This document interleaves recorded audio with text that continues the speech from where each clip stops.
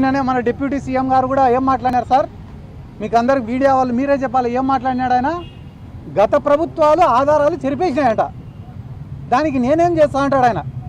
ఏ ప్రభుత్వంలో జరిగిపోయినాయి?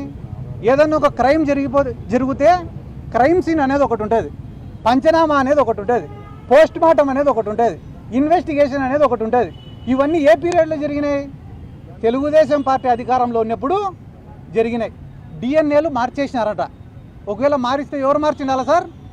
ఆ రోజు తెలుగుదేశం పార్టీ అధికారంలో ఉంది కాబట్టి వాళ్ళు మార్చిండాల. పవన్ కళ్యాణ్ గారికి నా యొక్క రిక్వెస్ట్ ఏమంటే, సార్ మీడియా సమక్షంగా మిమ్మల్ని రిక్వెస్ట్ చేస్తున్నా, ప్రీతిబాయ్ మర్డర్ కేసులో వాళ్ళ తల్లి వాళ్ళ తండ్రి ఆరోపిస్తుండేది ఎవరి గురించో తెలుసా సార్? తెలుగుదేశం పార్టీ నాయకుల గురించి. మీరు ప్రశ్నిస్తే వాళ్ళని ప్రశ్నించండి, కానీ గత ప్రభుత్వాలని చెప్పి వైసీపీనో కాంగ్రెస్ పైనో ఈ నెపం నెట్టే ప్రయత్నం చెయ్యొద్దు. లేదా ఓపెన్గా నేను చంద్రబాబు నాయుడికి సరెండర్ అయినా కాబట్టి నేను ప్రశ్నించలేననేదన్నా చెప్పేస్తే మేమన్నా కొంచెం ఈ రాష్ట్రంలో సంతోషంగా ఉంటామని చెప్పి ఈ సందర్భంగా నేను తెలియజేస్తాను.